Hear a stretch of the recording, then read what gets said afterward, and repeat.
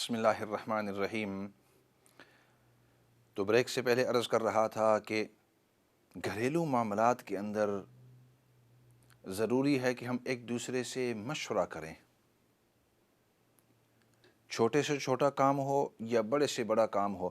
جتنے بھی فیملی کے افراد ہیں کم از کم ان کو اکٹھا کر کے ان کو اتنا بتلانا کہ ہم اس طرح کریں گے، یہ کام اس طرح ہوگا، اتنا خرچہ ہوگا، یہ چیز اس طرح ہوگی، اتنے دن لگیں گے، اتنے مہینوں کے بعد یہ کام ہوگا، وغیرہ وغیرہ۔ میں نے دیکھا ہے کہ بعض اوقات ایک اہم سفر جیسے حج پر کوئی شخص جا رہا ہے تو میں نے اس کے بیٹے کو پوچھا کہ I've heard your father and mother are going on Hajj۔ مجھے پتہ چلا ہے کہ آپ کے والد صاحب والدہ جو ہیں وہ حج پر جا رہے ہیں۔ تو اس نے مجھے کہا Are they going? When are they going؟ واقعی جا رہے ہیں؟ کب جا رہے ہیں؟ تو میں بڑی تعجب کے ساتھ کہ دیکھو والدین حج پر جا رہے ہیں اور بچوں کو پتہ ہی نہیں۔ اسی طریقے سے مجھے ابھی بھی یاد ہے کہ والد صاحب وہ حج پر جا رہے ہیں اس شخص کے، اور اسکول کے اندر وہ بچے مجھے ملے اور میں نے ان کو کہا کہ when your father is not here, if you need anything remember you can come and ask us۔ آپ کے والد صاحب جب ادھر موجود نہ ہوں تو اگر آپ کو کسی چیز کی ضرورت ہے تو ہمارے پاس آ کر ہمیں پوچھنا۔ ایک پیار کا انداز ہوتا ہے ینگسٹروں کے ساتھ، اور چونکہ تعلق بھی ہے فیملی کے ساتھ۔ تو اس بچے کو پتہ ہی نہیں تھا، 11-12 سال کا بچہ ہے، 13 سال کا بچہ ہے، اس بچے کو پتہ ہی نہیں ہے کہ میرے والد صاحب اب چند ہفتوں کے بعد پاکستان جانے والے ہیں۔ That youngster who's 11, 12, 13 years old approximately doesn't even know that their father is going to be going to Pakistan in 4 to 5 weeks time, because the father hasn't spent that time and sat them down and talked to them and explained to them۔ ان کو بتلایا ہی نہیں ہے۔ اسی طریقے سے میں اس لیے یہ بات عرض کر رہا ہوں کہ ہمارے معاشرے سے یہ آہستہ آہستہ ختم ہوتے ہوتے یہ جو تعلق تھا والدین کا بچوں کے ساتھ، بچوں کا اولاد کے ساتھ، بھائیوں کا بہنوں کے ساتھ، بہن بھائیوں کا آپس میں، یہ تعلق اب تقریباً ختم ہو گیا ہے۔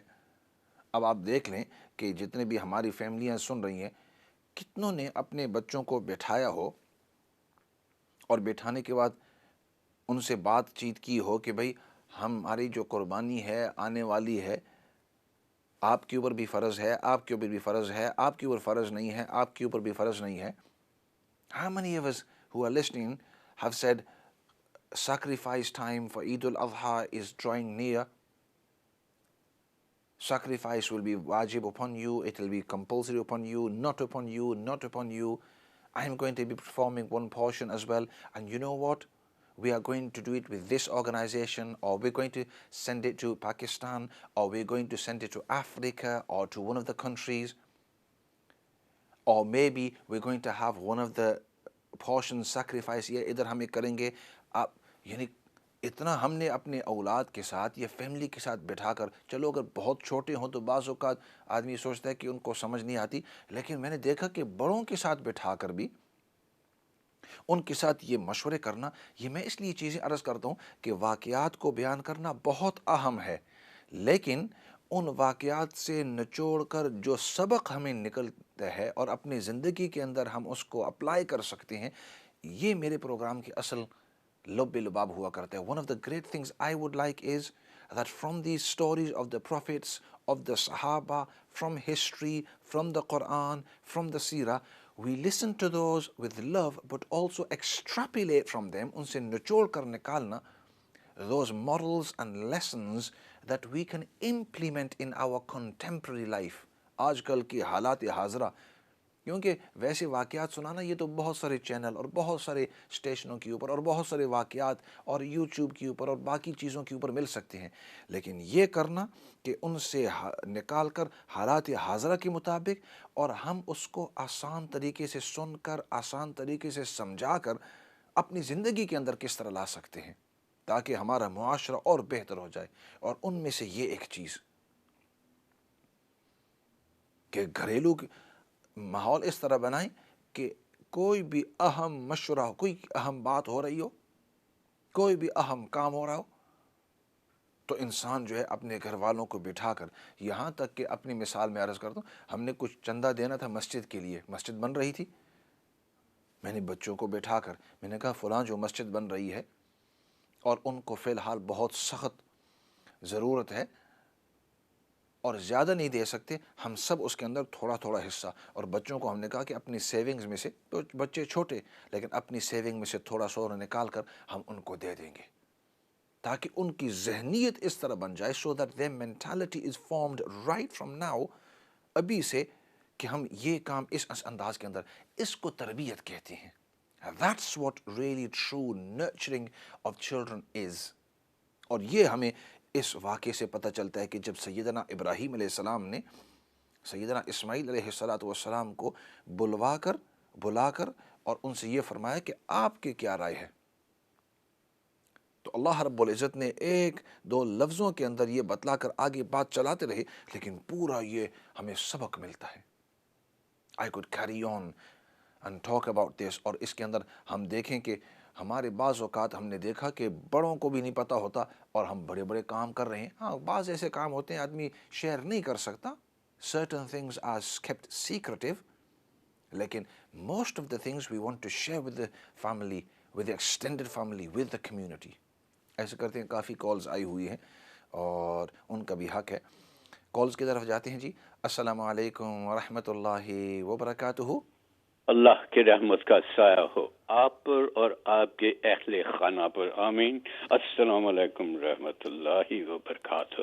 وعلیکم السلام ورحمۃ اللہ وبرکاتہ۔ بھائی زیغم صاحب، جانی پہچانی آواز ہے جی۔ یہ پیار ہے آپ کا جناب۔ واقعی آپ نے جو کہا، کہنا تو بہت کچھ چاہتا ہوں لیکن جانتا ہوں کہ محدود ہے وہ وقت ہمارے پاس جو ہوتا ہے، بہت تھوڑا سا مختصر سا، لیکن برکیف آپ سے کسی بہانے بات کرنی ہے۔ لیکن جس طرح آپ نے کہا کہ ہزاروں طریقے ہیں، کبھی میڈیا ہے، ٹیلی فون ہے، یہ ٹی وی وغیرہ، ریڈیو وغیرہ سے لوگ سیکھتے ہیں، لیکن میں کہوں گا جو سب سے بہترین وہ ہیں عالم، وہ آپ ہیں ماشاءاللہ۔ جزاک اللہ، نہیں اس طرح کی بات نہیں ہے۔ تو آپ کا انداز گفتگو ہے اور اتنے پیار اور حلیمی کے ساتھ اور اتنی نفاست کے ساتھ آپ کی پیشگی ہوتی ہے، جو جس طرح آپ پیش کرتے ہیں، واقعی قابل تعریف ہے۔ لیکن اس کے علاوہ ایک چھوٹا سا سوال ہے، نہ جانے اس طرح کا سوال پوچھوں کہ نہ پوچھوں، یہ آپ پر ہے اگر جواب دینا ہے۔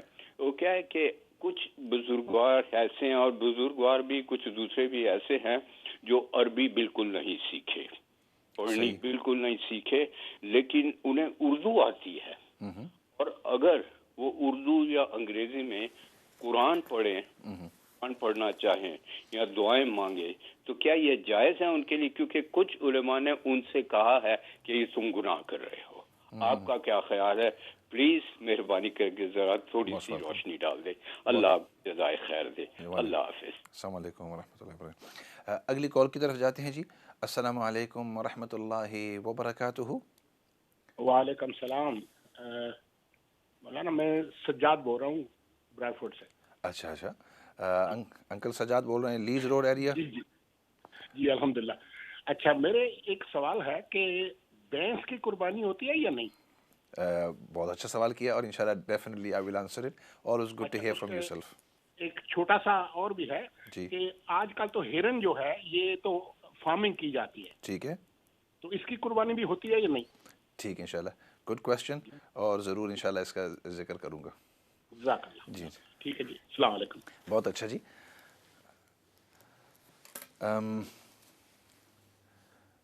آپ لوگ جتنے بھی ساتھی پیار محبت کا انداز کرتے ہیں، اظہار کرتے ہیں، تو میرے اندر کچھ اس طرح کی باتیں نہیں ہیں۔ میں نہ کچھ اتنا بڑا عالم وغیرہ، کچھ تھوڑے بہت اللہ نے جو تھوڑی بہت الفاظ دے دیے ہیں، یہ آپ جتنے بھی سامعین ناظرین ہیں، آپ کا حسن ظن ہے، تو اس لیے میں اپنے ذہن سے نکالنا چاہتا ہوں، اور آپ کے ذہن سے بھی۔ ہاں البتہ اتنا ہے کہ میں دعاؤں کا محتاج ہوں، ہمیشہ دعا کرتے رہنا۔ اور دعا بھی کون سی؟ وہ بعض لوگ کہتے ہیں نا بھائی دعا میرے لیے کرتے رہنا، میں آپ سے جب دعا ہمیشہ مانگتا ہوں تو یہ کہتا ہوں، دعا کرو اللہ مجھ سے راضی ہو جائے دنیا اور آخرت کے اندر۔ یہ میرے لیے دو لفظوں والی دعا کیا کرو، کہ یا اللہ اس سے تو دنیا میں بھی آخرت کے اندر بھی تو راضی ہو جا. اگر یہ آپ نے میرے لیے دعا کر دی تو آپ نے میرے اوپر بڑا ہی احسان کر دیا. You done more than enough, you done it for me. باقی آپ نے جو سوال کیا بھائی زیغم صاحب, always good to hear from yourself, and جیسے آپ کے انداز سے پتہ چلتا ہے اور ساتھیوں کو بھی پتہ ہے, پڑھے لکھے ہیں, میڈیا کے اندر بھی بڑے ان کا تجربہ ہے اور علماء کے ساتھ بڑا تعلق ہے اور پڑھے لکھے یعنی. تو آپ نے جو سوال کیا اردو کے بارے میں, تو اردو کے اندر بھی انسان اگر کوئی دعائیں پڑھے تو میرا رب جو ہے وہ ہر زبان سمجھتا ہے, بلکہ آپ سے بہتر وہ زبانیں سمجھتا ہے. وہ ساتھیوں سے میں بعض اوقات وہ کہتے ہیں میں حج پر جاتا ہوں, ذرا سائٹ پر جا کر پھر واپس اسی سوال کی طرف آتا ہوں, سوال کا جواب بھی مل جائے گا. وہ کہتے ہیں ہم حج پر جاتے ہیں لیکن یہ بعض اوقات عربی دعائیں جو ہیں یہ سب مجھے زبانیں یاد نہیں ہوتی. I can't learn them all. I'm not fluent in Arabic. مجھے عربی زبان کے اندر پوری مہارت نہیں ہے اور اب وقت بھی تھوڑا ہے, تو میں وہاں کون سی دعائیں مانگوں؟ تو میں نے اس کو کہا, کافی عرصہ پہلے کی بات ہے اور کئی دفعہ بہت سارے ساتھیوں کو, کہ اللہ knows English better than you. اللہ رب العزت کو تم سے بہتر انگلش کی زبان آتی ہے. تم اب 25-30 سال کی عمر کے ہو, you are 25 to 30 years old, تمہیں یہ انگریزی چلو 20 سال سے آتی ہے یا 25 سال سے آتی ہے, اللہ رب العزت کو یہ انگریزی کئی ہزاروں سال سے, لاکھوں بلکہ. تو اس لیے عرض کرنے کا مقصد کہ اگر آپ قرآن کریم کا ترجمہ پڑھ رہے ہیں یا اس یعنی کوئی دعائیں جو آپ صلی اللہ علیہ وسلم نے بتلائیں وہ اردو کے اندر پڑھ رہے ہیں, تو اللہ رب العزت کو ان تمام چیزوں کی قدر ہے. ہاں البتہ جو اصل قرآن کریم ہے چونکہ وہ عربی کے اندر ہے تو اس کا ثواب آف کورس اور ہوگا. لیکن جب آپ اردو میں معانی پڑھتے ہیں تو اس وقت ہم یہ کہا کرتے ہیں کہ یہ قرآن کریم نہیں ہے بلکہ یہ قرآن کریم کا ترجمہ ہے. دس از دا ٹرانسلیشن آف دا قرآن. اور ٹرانسلیشن آف دا قرآن آپ اس لیے پڑھ رہے ہیں تاکہ قرآن کریم کو سمجھ سکیں. تو اس لیے قرآن کریم کے ترجمہ پڑھنے کے اوپر بھی اللہ رب العزت آپ کو ضرور اس کے اوپر اجر دیں گے. اینڈ یو شوڈ ڈو ایک شخص. اور ساتھ ساتھ میں یہ بھی کوشش کرتے رہیں کہ جو عربی ہے قرآن کریم والی وہ بھی ہم سیکھیں, وہ بھی سیکھتے جائیں, تاکہ جو اصل قرآن کریم کی یعنی قرآن کریم ہی اس کو کہتے ہیں جو عربی کے اندر ہے جیسے میں نے عرض کیا, اور جو اردو انگلش یا کسی اور زبان میں ہے وہ تو اس کا ترجمہ ہے, تو ترجمے کے اوپر ضرور آپ کو ثواب ملے گا. لیکن جو حرف قرآن کریم کو پڑھنا ہے وہ ثواب اور ہے. That's a different level of ثواب جس کو احادیث کے اندر ذکر کیا ہے. تو اس لیے بالکل, اور جیسے میں عام طور پر کہا کرتا ہوں it's never too late to learn. اگر کسی شخص نے عربی قرآن کریم کو پڑھنے کے لیے نہیں سیکھی ہے تو قاعدہ لے کر جس عمر کے اندر بھی ہیں آپ اس عمر کے اندر شروع کر کے آپ کر سکتے ہیں. تو یو شوڈ ڈو, اور کبھی اسے رکنا نہیں چاہیے. باقی اگلا سوال جو ہے وہ انکل سجاد آپ نے کیا ہے بھینس کے بارے میں. تو بالکل بھینس کی آپ قربانی کر سکتے ہیں, جیسے گائے کی قربانی کر سکتے ہیں اسی طرح بھینس کی بھی. گائے کے اندر 7 حصے ہیں تو اسی طریقے سے بھینس کے اندر بھی 7 حصے ہیں. اور ہرن کا میرے ذہن کے اندر نہیں ہے, وہ انشاءاللہ دیکھ کر اگلے سیشن کے اندر بتا سکتا ہوں, کیونکہ بعض سوال ایسے ہوتے ہیں جن کا پتہ ہے بعض کا میرے ذہن میں نہیں ہے. تو انشاءاللہ آئی ول چیک آن دا ہرن. لیکن بھینس کے بارے میں یہ ہے کہ جیسے گائے کے اندر, بیل کے اندر, بھینس یہ جتنے بھی ہیں, اور اسی طرح اونٹ یہ بڑے جانور کے اندر شمار ہوتا ہے. تو اس کے اندر جو ہے بالکل بفلو جس کو ہم کہتے ہیں تو اس کے بھی 7 حصے ہوتے ہیں. باقی میں عرض کر رہا تھا تربیت اولاد اور گھرانے کی تربیت, صرف اولاد کی تربیت نہیں بلکہ پورے ایک قسم کے گھرانے کی تربیت ہوتی ہے, اور اس کے اندر مشورہ جو ہے بہت اہم ہے. اور علماء فرماتے ہیں کہ گھرانے کا مطلب صرف آپ کا گھرانہ نہیں بلکہ جس جگہ کے اندر آپ as a human being family ہیں, جس آرگنائزیشن کے اندر, تو اگر چاہے وہ آپ کی بزنس ہے تو آپ کے جتنے بھی بزنس ایسوسیٹس ہیں, آپ دکاندار ہیں فار ایگزامپل, تو آپ کی دکان کے اندر جو کام کرنے والے ہیں وہ آپ کی ایک قسم کی فیملی ہے. آپ مسجد کے اندر ہیں تو مسجد کی جو چلانے کی کمیٹی ہے, ساتھی ہیں, وہ آپ کی. آپ کسی اسکول کے اندر ہیں, کسی ہسپتال کے اندر ہیں, کسی پولیٹیکل پارٹی کے اندر ہیں، یعنی کسی بھی آرگنائزیشن کے اندر ہیں، بزنس کمیونٹی کے اندر ہیں، تو یہ تمام کی تمام جو ہیں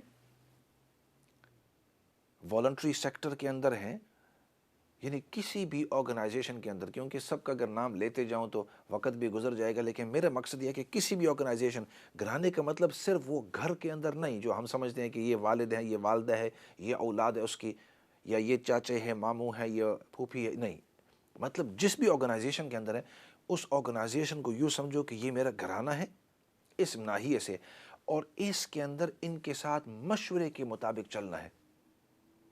اور یہ بات تجربے کے طور پر میں عرض کرتے جاؤں، چونکہ چھوٹی سی عمر کے اندر بہت ساری آرگنائزیشنز کے اندر حصہ لینے کا مجھے موقع ملا ہے، چاہے وہ سیاسی آرگنائزیشنز ہوں، سیاسی پارٹیاں ہوں، یا چاہے وہ ایجوکیشنل اسٹیبلشمنٹس ہوں، کہ خود ٹیچر بھی رہا ہوں کافی عرصے سے، 25 سے 20 سال ہو گئے ہیں، اور اسکولوں کے اندر بھی، یا چاہے وہ ہسپتال کے حیثیت سے ہو کہ وہاں بھی آرگنائزیشنل سٹرکچر ہے، اور بہت سارے بزنس کمیونٹی کے ساتھ میرے قریبی تعلقات ہیں، high level business man and women in کے ساتھ، یا والنٹری سیکٹر کے اندر، ہر ایک کے اندر میں نے یہ ایک بہت اہم چیز دیکھی کہ جہاں بھی کنسلٹیشن ہوتی ہے اور کمیونیکیشن ہوتی ہے، یہ دو، اس کو میں کہتا ہوں CC، جہاں بھی کنسلٹیشن ہوتی ہے اور کمیونیکیشن ہوتی ہے، کمیونیکیشن کوئی بات کرنی ہو تو صرف وہ جو ڈائریکٹرز ہیں یا 2-3 اوپر والے 2-3 آدمی ہیں ان کو صرف پتہ ہو اور باقیوں کو پتہ نہ ہو،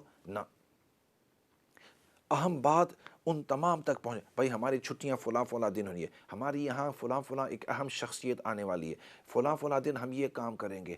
جتنی مضبوط آپ کی کمیونیکیشن ہوگی آپ کے گھرانے کے اندر یا آپ کی آرگنائزیشن کے اندر، اتنا بڑا اتفاق اور اتنی بہترین انداز کے اندر وہ آرگنائزیشن چلتی ہے۔ اور جتنا آپ کلوزڈ رکھیں گے چند انڈیویجولز کے درمیان، اتنی چیما گوئی ہوں گی، پتہ نہیں ان کا کیا مقصد ہوگا، پتہ نہیں وہ کیا کرنا چاہتے ہیں، پتہ نہیں کیا، اور ہر ایک کے دل کے اندر فیئر آف دی ان نون۔ یہ خیر ایک سائیکالوجی ہے، کسی اور موقع کے اوپر وقت ملے گا تو اس کے اوپر عرض کروں گا، لیکن آپ میرا مقصد سمجھ گئے ہوں گے کہ میری ایم کیا ہے اس سے، کہ communication is vital and consultation, سب کے ساتھ مشورہ کرنا بہت اہم ہے، اور یہ دونوں اس واقعے کے نچوڑ سے ہمیں پتہ چلتا ہے، سیدنا ابراہیم علیہ السلام کے اس واقعے سے، کہ بیٹے کو بلا کر کمیونیکیشن ان کو پورا کیا کہ ہمیں یہ کام کرنا ہے، اور ان سے کنسلٹیشن، ان سے رائے پوچھی گئی۔ وقت بہت مختصر رہ گیا، اس لیے مختصر دعا کریں گے۔ الحمد لله رب العالمين والصلاة والسلام على سيد الأنبياء والمرسلين محمد وعلى آله وصحبه أجمعين. ربنا ظلمنا أنفسنا وإن لم تغفر لنا وترحمنا لنكونن من الخاسرين. اللهم ربنا اغفر لنا ولإخواننا الذين سبقونا بالإيمان ولا تجعل في قلوبنا غلا للذين آمنوا ربنا إنك رؤوف رحيم. یا رب العالمین، نبی پاک صلی اللہ علیہ وسلم نے جتنی بھی خیر کی دعائیں مانگی ہیں ان تمام خیر کی دعاؤں کے اندر ہم سب کو حصہ نصیب فرما، اور نبی پاک صلی اللہ علیہ وسلم نے جن چیزوں سے حفاظت اور پناہ مانگی ہے یا اللہ ان تمام چیزوں سے ہم سب کو پناہ اور حفاظت نصیب فرما، اور سب سے بڑی بات وہ تیری رضامندی ہے یا اللہ، دنیا اور آخرت کے اندر تو ہم سب کو اپنی رضامندی نصیب فرما۔ سبحان ربک رب العزت عما یصفون وسلام علی المرسلین والحمد للہ رب العالمین برحمتک یا ارحم الراحمین۔ میں ہوں آپ کا مخاطب مولانا فضل داد، اور ہمارا یہ پروگرام ہر منڈے اور ٹیوزڈے شام کو 7 بجے سے 8 بجے تک لائیو ہوا کرتا ہے، اور مختلف اوقات میں پھر اس کو ریپیٹ کیا جاتا ہے۔ خود بھی دیکھیے، دوسروں کو بھی بتلائیے۔ اسی کے ساتھ والسلام علیکم ورحمۃ اللہ وبرکاتہ۔